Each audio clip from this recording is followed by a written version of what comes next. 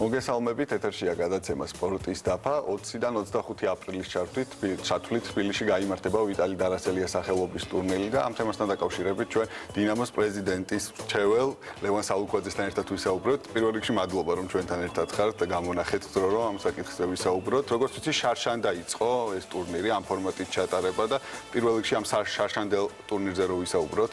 დიდი მადლობა მოწვევისთვის და დიდი მადლობა რომ აი ამ ესეც საინტერესო ტურნირს უთმობთ ეთერს, იმიტომ რომ პირველ რიგში სანამ ტურნირზე ვისაუბრებით, მე ვიტყოდი რომ აუცილებელია მასმედიის დაინტერესება, ვინაიდან ეს არის ბავშვთა ტურნირი 2001 წელს დაბადებულ სპორტსმენებს შორის და მე ვისურვებდი რომ მთელ საქართველოს მასშტაბით ახალგაზრდებმა გაიგონ, შეიტყონ ყველანაირი ინფორმაცია და რაც თავარია მივიდნენ დაესწრონ და ნახონ აი ამ დიდი გუნდების ახალგაზრდები როგორ ფეხბურთს თამაშობენ ამ ეტაპზე.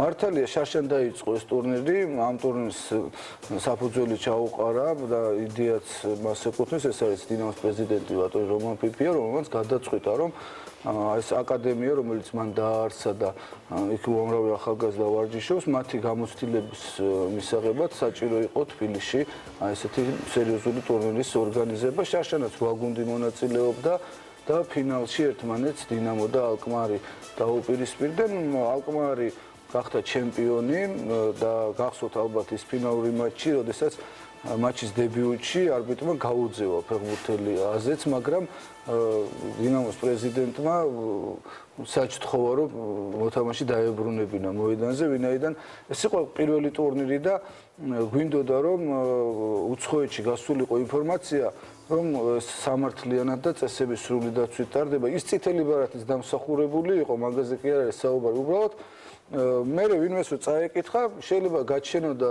თბილისში წითელი ბარათი და დაახვჩეს მეტოქე და თვითონ აიღეს დასი.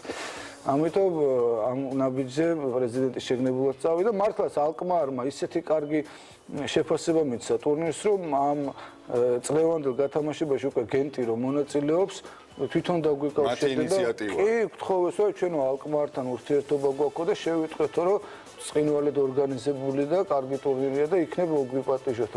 ახლა 8 გუნდს ვიტყვი მაშინ წელს ვინც მონაწილეობს. შეგვიძლია გადავიდეთ. შარშანდელზე რო დავასრულოთ, ტრაბზონსპორი გავიდა მესამე ადგილზე. რაც თავარია ფინალური მატჩი ჩატარდა დინამო არენაზე, ნახევარფინალი მიხეილ მესხის სტადიონზე. ამასაკის ფეხბურთელები როგორც წესი არ არიან განებივრებული დიდ არენებზე თამაში და ესეც მათთვის დიდი სტიმული იყო. წელსაც ნახევარფინალი და ფინალის დინამო არენაზე გაიმართება. გადაიცემა პირდაპირ ეთერით, გარდა ამისა მომზადდება დღიურები ჯგუფური ეტაპის და ყველაფერი რაც ამ ტურნირს შეეხება, ეს იქნება სასტუმროში განთავსება, მგზავრობა, კვება, ექსკურსიები, გახსნა, დახურის ცერემონიალი, ყველაფერი ვცდილობთ რომ იყოს ევროპული სტანდარტებისთვის მისაღები, იმიტომ რომ ის გუნდები, რომლებიც ჩამოდიან, ჩვენ გვსურს მათთან ხანგრძლივი ურთიერთობა გქონდეს, გარდა იმისა რომ ისინი მიიღებენ ამ ტურნირში მონაწილეობას, მერე თავადაც რომ ჩაატარებენ საერთაშორისო ტურნირს. ესეც საინტერესოა რომ ბიჭებსაც დაუძახებენ და შენ სპორტსმენი ხარ, იცი ძალიან კარგად რომ ამასაკში თავარი გამოცდილებაა და ეს ბიჭები თუ ბევრ ტურნირებში ითამაშებენ და სხვადასხვა ქვეყნის გუნდებს შეხვდებიან, სხვადასხვა სკოლის წარმომადგენლებს, რა თქმა უნდა, უფრო გაიზრდებიან როგორც სპორტსმენები. გარდა ამისა, ალბათ სხვა ახალგაზრდა სპორტსმენებისთვისაც მოტივაციაა, რომ მეტი იშრომონ და მოხვდნენ თქვა დინამოს ახალგაზრდულ გუნდში ძირითადში და შემდეგ უკვე ასეთ ტურნირებში მიიღონ მონაწილეობა. იმიტომ სურს, რომ რაც შეიძლება უფრო პატარა ასაკის სპორტსმენებიც მოვიდნენ ფეხბურთელების სტადიონზე, რომ ნახონ, რომ აი მისი თანატოლები ან ოდნავ უფროსები რა დონეზე არიან, კარგი ვარჯიშით, სწორი მიდგომით საქმისადმი, რამხელა ტურნირებს თამაშობენ. ეხლა ვთქვათ ეს გუნდებიც ორი ქვეჯგუფია, ისევ 8 გუნდი მონაწილეობს და ჩვენ თავიდანვე გამთესეთ დინამო თბილისი და ალკმარი როგორც შარშანდელი ტურნირის ფინალისტები. ჩვენ ჯგუფში მოხდა ბრმა კენჭისყრა ჩატარდა ინტერი და მილანის ინტერი და გაგვიხარდა ჩვენ ჯგუფში რო, იმიტომ რომ ასეთი გუნდი როცა ჩამოდის, უნდა გსურდეს მასთან თამაში და არ უნდა დაემალო. გაბალა, რომელიც არის ჩვენი რეგიონის ერთ-ერთი შეძლებული წარმომადგენელი. აი შარშანდელი ფინალის კადრები შეუძლიათ იხილონ ახლა მაყურებლებმა ეკრანზე. და ასევე ჩვენ ჯგუფში იქნება გენტი, ბელგიის ჩემპიონია, ერთ-ერთი ყველაზე უფრო კარგი აკადემია აქვს ევროპული მასშტაბით. აი ამ სამ გუნდთან მოგვიწევს ჩვენ დინამოს ჯგუფში თამაში. მეორე ქვეჯგუფს რაც შეეხება, იქნება ალკმარი, როგორც გითხარით, გამარჯვებული იქნება ტრაბზონსპორი, ბრინჯაოს პრიზიორი, დინამო ზაგრები, აღმოსავლეთ ევროპაში ჩემი აზრით ყველაზე სამაგალითო გუნდი აკადემიის თვალსაზრისით, იმიტომ რომ ისე ზდიან ფეხბურთელებს და მე 20-25 და 45 მოთხოვნაა ძალიან დიდი. ყიდიან, უკვე ბრენდია დინამო ზაგრებიდან გაყიდული ფეხბურთელი და რა თქმა უნდა ჩვენ ბარსელონა რეალს რო ვედრებით და ბაიერნს კარგია, მაგრამ მე მგონი ნაადრევი მოგდის.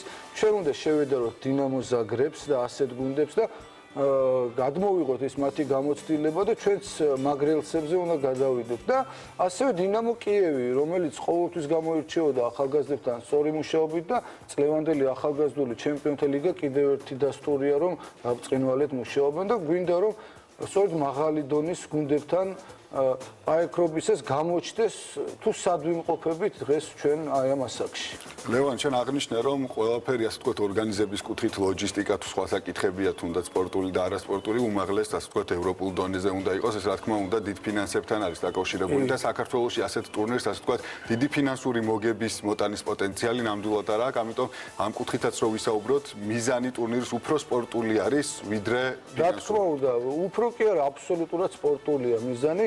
ეს თანხები, რა თქმა უნდა, პირადად რომან ფიფიას დახმარებით არის ამ ტურნირისთვის მოძიებული, ის ხარჯავს ფულს უხეშად რო ვთქვათ ამ ტურნირის ჩატარებაში და მისი მიზანი არის არა მოგება და აბსოლუტურად მართალ ბრძანებ, როცა ამბობ, რომ შეუძლებელია ხო ამ ხელა თანხების ამოღება, ნეტა გაივსოს სტადიონი და იყოს, მაგრამ ხა იქაც რა თქმა უნდა სტადიონზე ბავშვების დასწრებაც იქნება არ იქნება მოგებაზე გათვლილი, ხო? და აქ სხვა მოგებაზეა საუბარი, ჩვენ ვფიქრობთ, რომ აი ეს ურთიერთობები, რაც ამ დიდ გუნდებთან შეიძლება ჩამოყალიბდეს, სპორტული მხრივ როგორ შეიძლება ამ ხუთმა თამაშმა გაზარდოს ჩვენი ბიჭები, იმიტომ რომ ხანდახან მთელი ჩემპიონატის მატჩებმა შეიძლება არ მოგცეს იმხელა გამოცდილება საქართველოში, როგორც აი ამ დიდ გუნდებთან. ერთი ინტერთან თამაში შეიძლება. რა თქმა უნდა, იქ სხვანაირად ხედავ თუ რას წარმოადგენ, რა გაკლია, როგორ შეიძლება კიდე მომატება და რა კუთხით.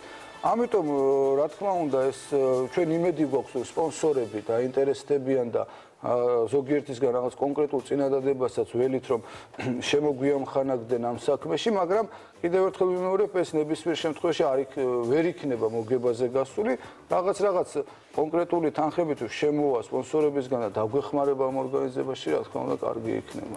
ტურნირის მომავალზეც რო ვისაუბროთ, იგეგმება თუ არა რომ ყოველწლიური გახდეს და გასაგებია უცხოური კლუბები, სხვა ქართული კლუბების აკადემიების ჩართვა თუ იგეგმება მომავალში ამ ტურნირში. მოგახსენებთ, ესე იგი, ტურნირი ტრადიციული იქნება, უფრო მეტსაც ვიტყვი, თუ ეს ყველა პროექტი ისე განვითარდა, როგორც ჩვენ წარმოგვიდგენია, გეტყვით იმასაც, რომ შესაძლოა სხვადასხვა ასაკობრივშიც კიდევ დავამატოთ ტურნირი. რაც შეეხება ქართულ გუნდებს, წინა ტურნირზე მონაწილეობდა ლოკომოტივი და დინამო 2, თუმცა აქვე გეტყვით იმასაც, რომ ამ ჩემპიონატში იმდენი წინადადება ჰქონდა, რომ კიდევ ბევრ კარგ გუნდს უთხარით ვარი და ამის გამო ქართული გუნდების მოწვევა ვეღარ მოხერხდა, თუნდაც იმიტომ, რომ ქართულ გუნდებთან ნებისმიერ დროს შეგვიძლია უკაცრავად თამაში და ვფიქრობ ეს გამოცდილება ბევრად უფრო საჭიროა, ვიდრე ამ ეტაპზე ქართულ გუნდებთან დაპირისპირება.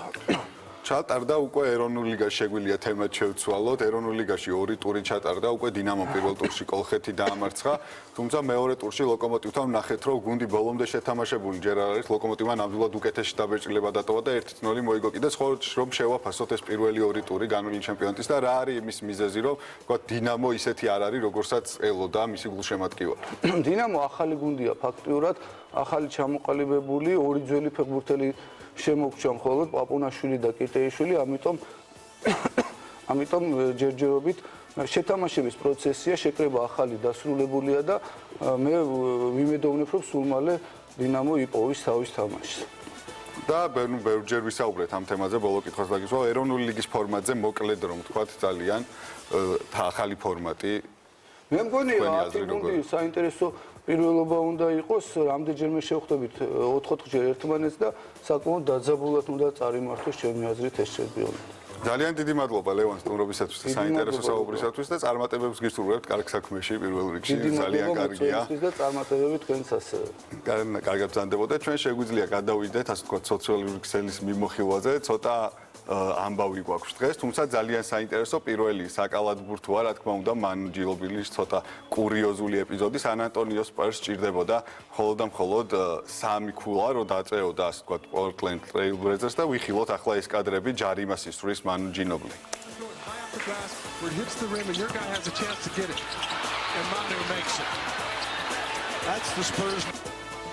შეგვიძლია ვნახოთ მანუ მისროლა იმისთვის რომ არ ჩაეგდო ბურთი გადმოვარდნილიყო მოეგო და შემდეგ 3 ქულიანი ესროლა თუმცა ბურთი ასე კურიოზულად ჩავარდა კალათში ასევე გუშინ გაიმართა შეხვედრა საქართველოსა და თურქეთს შორის ფუტსალში ძალიან დაძაბული მატჩი იყო და საქართველოს 1-0 გაიმარჯვა უნდა ვთქვა აუცილებლად რომ საქართველოს ნაკრებს ფუტსალში არ ყავს ლეგიონერები ამაზე ჩვენ წინა გადაცემაში ვისაუბრეთ სპორტის 360 გრადუსით და ასე ვთქვათ ახალგაზრდული შემადგენლობით ვეთამაშებით თურქეთს ერთადერთი გოლი გავიდა მატჩში რომელიც ჭანუყვაძემ გაიტანა შეგვიძლია ვნახოთ ახლა ეს გოლიც 1-0 დაამარცხა საქართველოს თურქეთი დღეს გაიმართება ასევე კიდევ ერთი შეხვედრა ამ გუნდებს შორის არ არის სამის პირდაპირ რეპორტაჟი, თუმცა საქართველოს ფეხბურთის ფედერაციის ოფიციალურ Facebook გვერდზე შეგიძლიათ მოიძიოთ სტრიმი და უყუროთ დაინტერესებულმა პირებმა ამ შეხვედრას.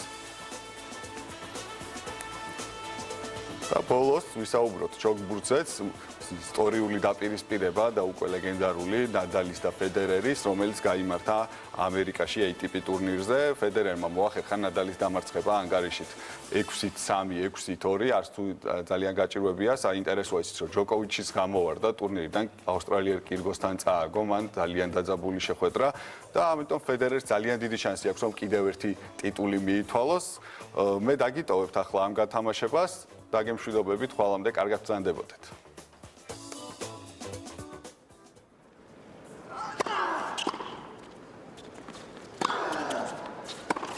Even the return into the body has proven effective. In the pantheon of great shots, I tell you, this backhand is right up there.